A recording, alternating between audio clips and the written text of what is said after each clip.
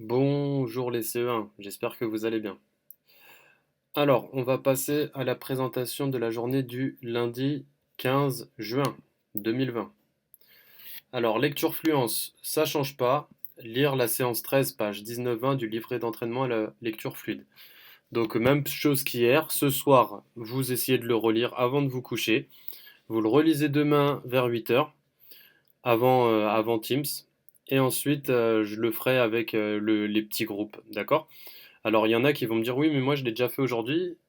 Vous le refaites quand même. Ceux qui l'ont déjà fait ce matin sur le petit groupe Teams, ils vont relire ce soir et ils vont relire demain matin. Pourquoi?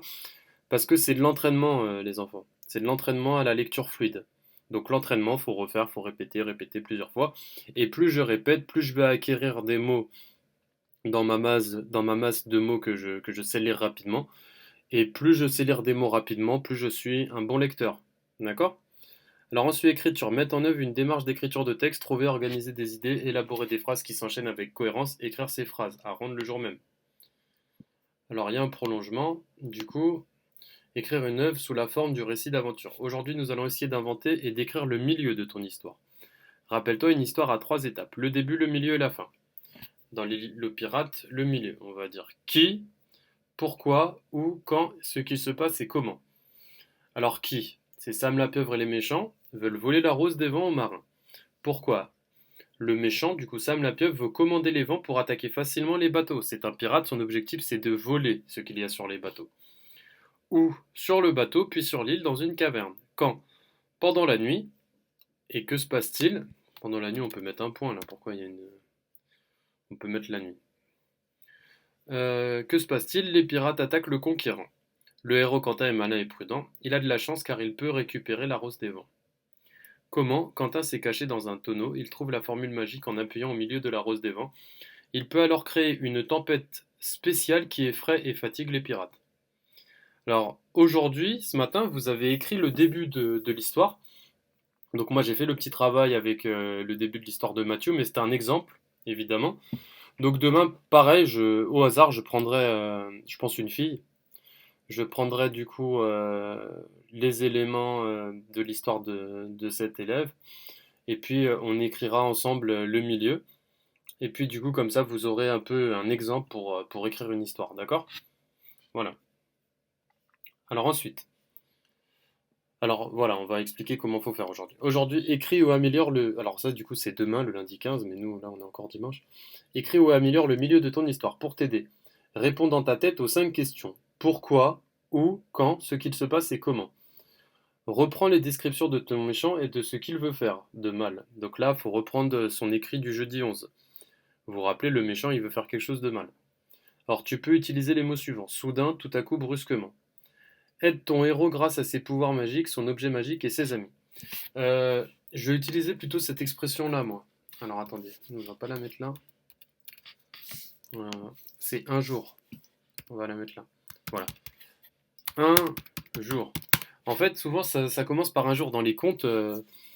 Donc souvent, tout se passe bien et puis un jour, il se passe un problème. Souvent, c'est comme ça. D'accord? Mais des fois, le conte, dès le début, il se passe mal. Dès le début, il y a un problème. Par exemple, Jacques et le haricot magique. Bah, dès le début, ils ont pas d'argent pour se nourrir, la maman et Jacques. Bon. Aide ton héros. Grâce à ses pouvoirs magiques, son objet magique, ses amis. Tu peux imiter le milieu du récit de l'île aux pirates ou d'une autre histoire. Donc, là, faut parler du milieu. Donc, le milieu, évidemment, normalement. Alors, reprends les descriptions de ton méchant et de ce qu'il veut faire de mal. Donc là, vous allez devoir dire ce que le méchant veut faire de mal. Normalement, il y a la rencontre, on l'a déjà faite ce matin, on va dire. La description même, on l'a faite ce matin. Mais là, c'est un peu ce qu'il veut faire de mal. Pourquoi c'est un obstacle pour le héros. Et puis, le héros, il va essayer de l'affronter, il va essayer d'utiliser ses pouvoirs magiques, un objet magique, il va utiliser ses amis. Des fois, ça peut être un ami. Par exemple, dans l'île aux pirates, c'est le capitaine d'Almeida qui vient l'aider. Bon, même si ça, c'est après. Mais ça peut être au milieu, hein. Souvent, par exemple, l'objet magique, ça peut être son objet magique, ça peut être quelqu'un qui lui donne, qui lui prête l'objet magique ou qui lui donne l'objet magique. Imaginons, le héros, il a besoin d'affronter le méchant, mais il n'a pas le pouvoir magique, donc du coup, il va rencontrer quelqu'un qui va lui donner un objet qui est magique. Ou si jamais, ça peut être quelqu'un qui va lui donner un pouvoir magique. Par exemple, il va rencontrer un magicien qui va lui donner un pouvoir magique. Ou une fée. Voilà. D'accord? Alors, tu peux imiter le milieu, voilà, tu peux imiter le milieu de l'opéra, je l'ai déjà lu. D'accord? De toute façon, je vais faire un exemple avec vous demain, comme ça sera un peu plus parlant. Alors, maths. Il y a maths et EDL. Alors, je vais montrer EDL directement. Savoir conjuguer au futur les verbes irréguliers à rendre le jour même. Donc là, alors mince, c'est plus aller, faire, dire, venir. Excusez-moi, c'est pouvoir, vouloir, voir et prendre. Prendre. Le futur exprime une action. Voilà, on réécrit pareil. Et là, on met direct. Alors ça, vous savez, ça, vous l'avez déjà écrit normalement. Alors hop, j'efface. Je mets directement ça. On va faire comme ça. Je vais la mettre là. Voilà, on va la mettre là directement parce que ça sert à rien de recopier 10 fois les mêmes choses. Voilà, et là, juste, je vais sauter une ligne ici pour que ça soit un peu plus propre. Voilà. Et puis ça, je vais le mettre. Excusez-moi, je fais de la mise en page devant vous là. C'est pas grave, vous voyez un peu comment on travaille. Voilà. Voilà, c'est bon, impeccable. Juste là, je saute une ligne ici. Voilà. Ça, j'essaye d'aérer un petit peu. Évidemment, là, ça me l'a mis plus bas. Voilà, comme ça, on va faire comme ça. Voilà, on essaye d'aérer un petit peu. Voilà, comme ça, c'est bien aéré. Voilà. Alors, bon, bah voilà. Alors, pouvoir, je pourrais, tu pourras, elle pourra, il pourra, nous pourrons, vous pourrez, elles pourront, ils pourront. Vouloir, je voudrais, tu voudras, elle voudra, nous voudrons, vous voudrez, ils ou elles voudront. Voir, je verrai. Donc là, on fait attention, il y a deux R. Ici aussi, à pouvoir, il y a deux R. Je verrai, tu verras, elle verra, nous verrons, vous verrez, elles verront. Et prendre, je prendrai, tu prendras, elle prendra, nous prendrons, vous prendrez, elles prendront. Voilà. Donc c'est pas compliqué, de toute façon, il faut copier la leçon. Ok? Et là, je vais mettre ça, c'est pas à rendre le jour même. Normalement, les leçons, je vous laisse du temps à chaque fois pour les copier. On va mettre à rendre pour le week-end. Pour le week-end. Voilà. Le mieux, c'est de me le rendre demain, comme ça vous êtes tranquille. Mais à chaque fois, on avait pris l'habitude que pour les leçons, on laissait du temps. Donc je continue cette habitude-là. On est en fin d'année. Vous êtes fatigué, je pense, je vous laisse du temps, comme ça, c'est comme vous voulez. D'accord? Alors maintenant, les mathématiques. Savoir ordonner des nombres dans l'ordre croissant ou décroissant. Nombre jusqu'à 1000. Alors, qu'est-ce que c'est l'ordre croissant? L'ordre croissant, c'est du plus petit au plus grand. D'accord? Donc, ça veut dire qu'il faut ranger les nombres du plus petit au plus grand. Et l'ordre décroissant, c'est du plus grand au plus petit. Alors, sur le document annexe, observe les différents monuments. Alors, les différents monuments, il est sur le document annexe. Alors, le document annexe, où est-ce qu'il est? Où est-ce que c'est? Il me semble que c'est là. Et du coup, le document annexe, qu'est-ce que c'est? Voilà, il y a écrit maths lundi, c'est ça. Voilà. Donc ça, c'est le document annexe.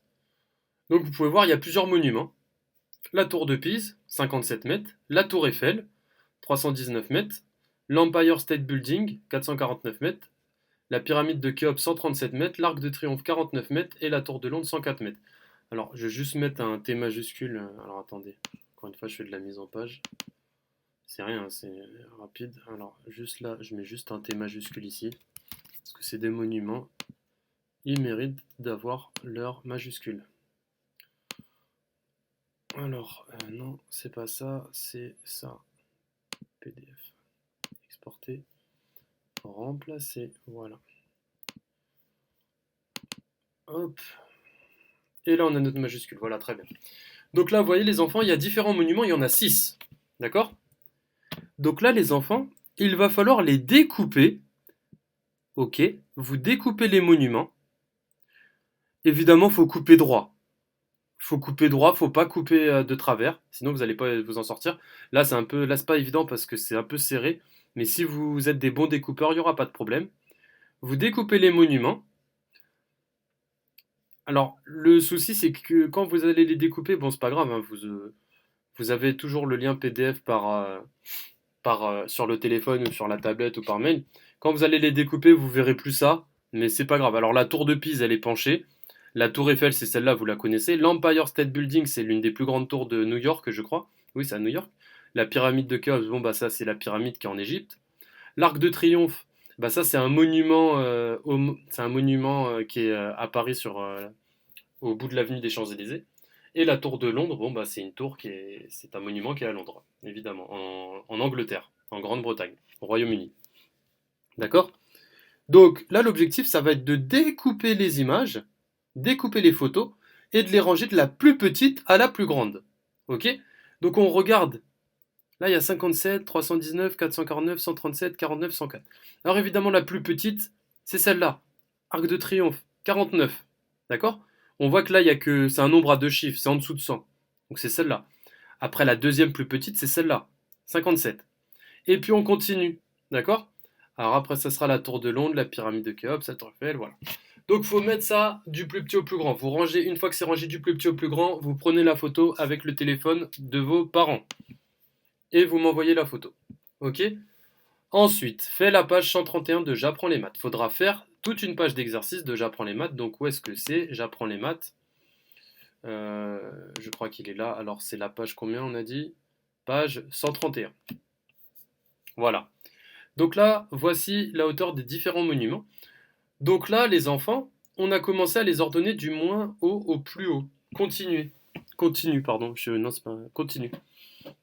Donc vous voyez, ils ont commencé par écrire E. E pour arc de triomphe. Donc vous, c'est à vous de rajouter les lettres. On écrit juste les lettres en attaché là.